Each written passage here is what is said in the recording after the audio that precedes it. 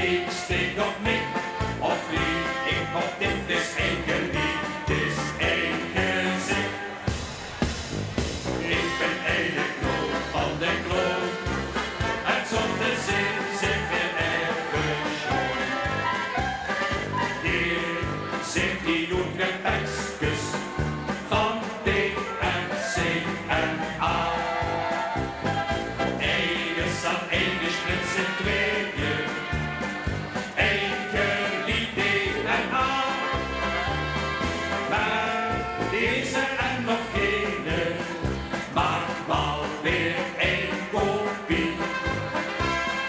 En van deze ene tweeling zijn er in het zomaar drie. Ik ben ene kloon van de kloon, ik heb dezelfde grote zoon. Ik ben ene kloon van de kloon, het is weer echt niet droog te doen. Lieg sting op mij, of vlieg ik op dit en zie zo kiek, is het één gewicht.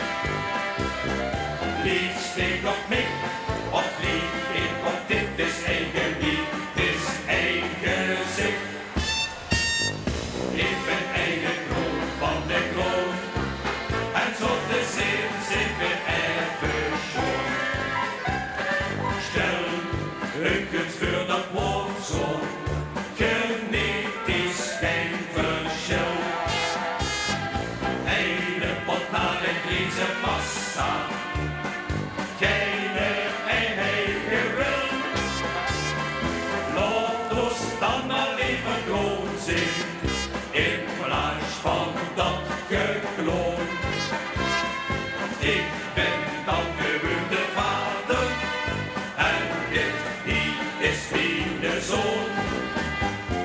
Ik ben ene kloon van de kloon, ik heb dezelfde grote zoon.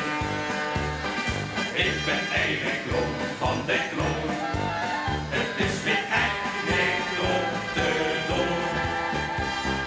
Lieg steek op mij, of vlieg ik op dit en zich zo kiek, is het één gewicht. Lieg steek op mij, of vlieg ik op dit is één geliefd, het is één gezicht. Ik ben ene kloon van de kloon, en zonder zin zit weer